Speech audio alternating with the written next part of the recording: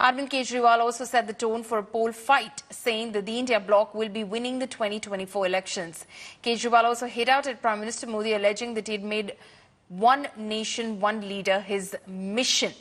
Earlier, Kejriwal visited Hanuman Mandir at Connaught Place in Delhi. He was accompanied by Punjab Chief Minister Bhagwant Mann and Sunita Kejriwal. Kejriwal will hold two road shows today in the national capital's Mehrauli and in Krishnanagar in East Delhi. जब जब हमारे देश में ऐसा मौका आया कि तानाशाह ने हमारे देश के ऊपर कब्जा करने की कोशिश की, इस देश की जनता ने उसका तख्ता उखाड़ के फेंक दिया। आज एक तानाशाह इस देश से जनतंत्र खत्म करना चाहता है। आज एक तानाशाह इस देश से लोकशाही खत्म करना चाहता है। मैं पूरे तन मन धन से लड़ रहा हूं, संघर्ष कर रहा हूं उस तानाशाह के खिलाफ। 140 करोड़ लोगों का साथ चाहता हूं मैं। मेरे अकेले के करने से नहीं होगा। 140 आज मैं आप लोगों से भीख मांगने के लिए आया हूं। 140 करोड़ लोगों से 140 करोड़ लोगों से भीख मांगने के लिए आया हूं। मेरे देश को बचा लो, मेरे भारतवर्ष को बचा लो। मेरा भारत बहुत महान है। इस तानाशाही से बचा लो मेरे दोस्त, मेरे देश को। सारे चोर चक्कों को अपनी पार्टी में शामिल करके और ईडी और सीबीआई के सारे केस उनके रफा दफा कर देते। केजरीवाल को क्यों गिरफ्तार किया? केजरीवाल को गिरफ्तार करके उन्होंने एक मैसेज दिया है सारे देश को कि अगर मैं केजरीवाल को गिरफ्तार कर सकता हूं तो किसी को भी गिरफ्तार कर सकता हूं। कोई केस नहीं होगा, कोई मामला नहीं होगा, तब भी मैं तुमको गिरफ्तार कर सकता हूं। एक बेहद खतरनाक मिशन चालू किया हुआ है प्रधानमंत्री जी ने, बहुत ही खतरनाक। देशवासियों को यह समझने की, अब जब मैं बोलने जा रहा हूं, समझने की जरूरत है। उस मिशन का नाम है वन नेशन वन लीडर। देश के सारे नेताओं को खत्म करना चाहते हैं मोदी जी, और इसको 2 स्तर के ऊपर इस मिशन को चला रहे हैं। जितने विपक्ष के नेता हैं उनको जेल भेजेंगे। विपक्ष के अंदर आज इन्होंने मनीष सिसोदिया को जेल भेज दिया, संजय सिंह को जेल भेज दिया, सत्येंद्र जैन को जेल भेज दिया, केजरीवाल को जेल भेज दिया, हेमंत सोरेन को जेल भेज दिया, ममता दीदी के कई मंत्रियों को जेल भेज दिया, स्टैलिन के कई मंत्रियों को जेल भेज दिया। केरला के सीएम के पीछे पड़े हैं। अगर ये चुनाव जीत गए, मेरे से लिखवा लो एफिडेविट के ऊपर, थोड़े दिन के बाद ममता दीदी जेल में होंगी, तेजस्वी यादव जेल में होगा, स्टैलिन साहब जेल के अंदर होंगे, पिनरई विजयन जेल के अंदर होंगे, उद्धव ठाकरे जेल के अंदर होंगे, जितने विपक्ष के नेता ये सारे जेल के अंदर होंगे। मेरे को इन्होंने जेल भेज दिया। प्रधानमंत्री जी कह रहे हैं मैं भ्रष्टाचार से लड़ रहा हूं। देश के सबसे बड़े चोर, उचक्के और डकैतों को इन्होंने अपनी पार्टी में शामिल कर लिया। जिन लोगों को 10 दिन पहले मोदी जी कहते थे 70,000 करोड़ का इसने घोटाला कर दिया, थोड़े दिन के बाद उसी आदमी को अपनी पार्टी में शामिल करके किसी को डिप्टी सीएम बना देते हैं, किसी को मंत्री बना देते हैं, और उनके सारे ईडी और सीबीआई के मामले खत्म कर देते हैं, और कहते हैं मैं भ्रष्टाचार से लड़ रहा हूं। मैं मोदी जी को कहना चाहता हूं, भ्रष्टाचार से अगर लड़ाई लड़नी है तो केजरीवाल से सीखो। प्रधानमंत्री जी, भ्रष्टाचार के खिलाफ लड़ाई केजरीवाल ने लड़ी है। 2015 में जब दिल्ली में हमारी सरकार बनी थी, हमारे एक मंत्री का एक ऑडियो मेरे पास किसी ने व्हाट्सएप कर दिया।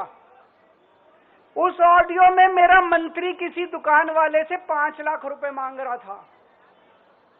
किसी मीडिया वाले को नहीं पता था, विपक्ष को नहीं पता था। आप लोगों को याद होगा, मैंने अपने खुद मंत्री को सीबीआई के हवाले कर दिया, जेल भेज दिया था अपने मंत्री को। ये होती है भ्रष्टाचार के खिलाफ लड़ाई। मेरा अपना आकलन है कि 4 जून के बाद इनकी सरकार नहीं बन रही, मोदी सरकार नहीं बन रही।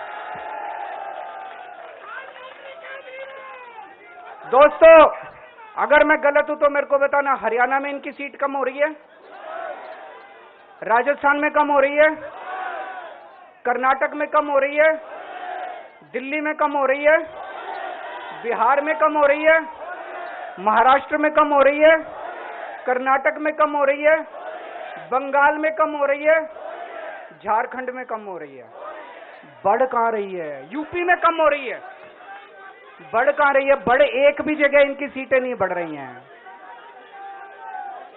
मेरा अपना मानना है, और सट्टा बाजार में भी वो जो चल रहा है, इनकी 220 से 230 के बीच में सीट आ रही है, उससे ज्यादा सीट नहीं आ रही है। अगर ये चुनाव जीत गए, इन्होंने बीजेपी का एक नेता नहीं छोड़ा। आडवाणी जी की राजनीति खत्म कर दी इन्होंने, मुरली मनोहर जोशी की राजनीति खत्म कर दी, सुमित्रा महाजन की, शिवराज सिंह चौहान जिसने मध्य प्रदेश का चुनाव जीत के दिया, इन लोगों ने, शिवराज सिंह चौहान ने उसको मुख्यमंत्री नहीं बनाया, उसकी राजनीति खत्म कर दी। वसुंधरा राजे की राजनीति खत्म कर दी इन्होंने, खट्टर साहब की राजनीति खत्म कर दी, डॉक्टर रमन सिंह की राजनीति खत्म कर दी। अब अगला किसका नंबर है? योगी आदित्यनाथ। अगर ये चुनाव जीत गए, मेरे से लिखवा लो, 2 महीने के अंदर उत्तर प्रदेश का मुख्यमंत्री बदल देंगे ये लोग। योगी आदित्यनाथ की राजनीति खत्म करेंगे, उनको भी निपटा देंगे ये लोग। यही तानाशाही है दोस्तों। 1 नेशन 1 लीडर ये चाहते हैं। एक ही तानाशाह इस देश के अंदर बचेगा, एक ही तानाशाह इस देश के अंदर बचेगा। हमारी आम आदमी पार्टी एक छोटी सी पार्टी है, 2 राज्यों के अंदर है, अभी 10 साल पुरानी पार्टी है। हमारी पार्टी को कुचलने में, खत्म करने में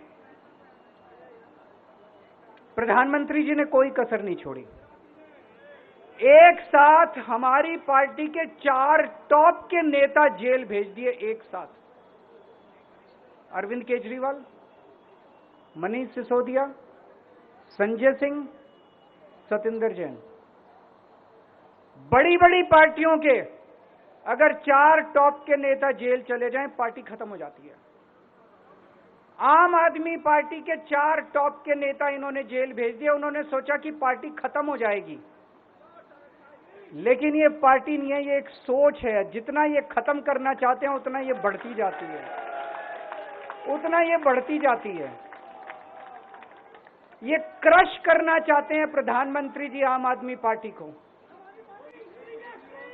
जो लोग मोदी जी से मिलने जाते हैं, वो कई लोग हमें भी जानते हैं, वो बाहर आके हमें बताते हैं कि आपके बारे में सबसे पहले मोदी जी से जो भी मिलने जाता है, सबसे पहले वो केजरीवाल की और आम आदमी पार्टी की 10 से 15 मिनट बात करते हैं।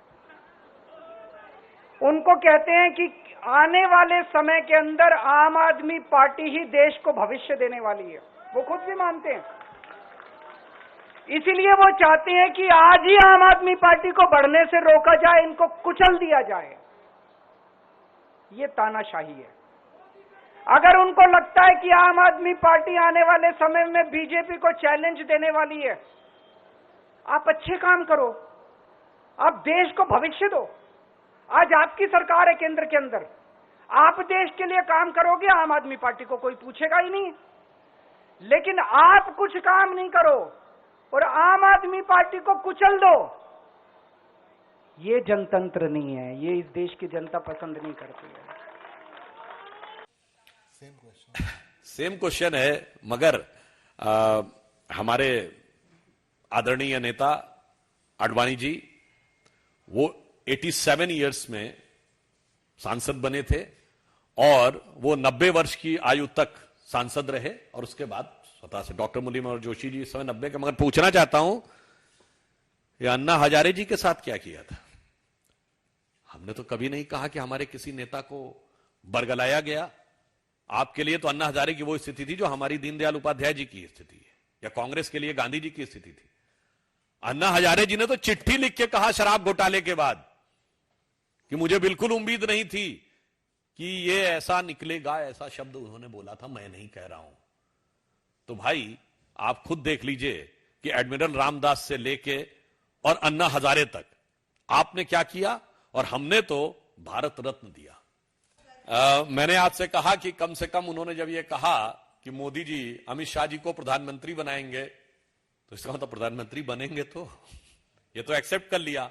और फला को निकाल देंगे, ढिमा को निकाल देंगे। मैंने तो कहा भाई, आप प्रशांत भूषण, शांति भूषण, योगेंद्र यादव, किरण बेदी, एडमिरल रामदास, कुमार विश्वास, साजिया इल्मी, अश्विनी उपाध्याय, आशीष खेतान, कितनी कितनी बनाई जाए, इनको निकालते निकालते निकालते निकालते खुद निकल के जेल तक चले गए, अभी जेल से निकल के आए हैं। जो ये बोल रहे हैं, तो इनकी बातों की क्या विश्वसनीयता है, ये भली भांति समझी जा सकती। और रही बात सीटों की, तो आप ये समझ लीजिए, अगर ये कह रहे हैं कि 220 से 230 सीटें आएंगी, तो दुगना तो कर ही लेना चाहिए। क्योंकि वो जिस हिकारत के साथ, जिस नफरत के साथ भारतीय जनता पार्टी और मोदी जी के बारे में बोलते हैं, अगर वो इतना बोल रहे हैं, तो आप लोग अपने विवेक से अंदाजा लगा सकते हैं कि हमारी सीटें कितनी आ रही हैं।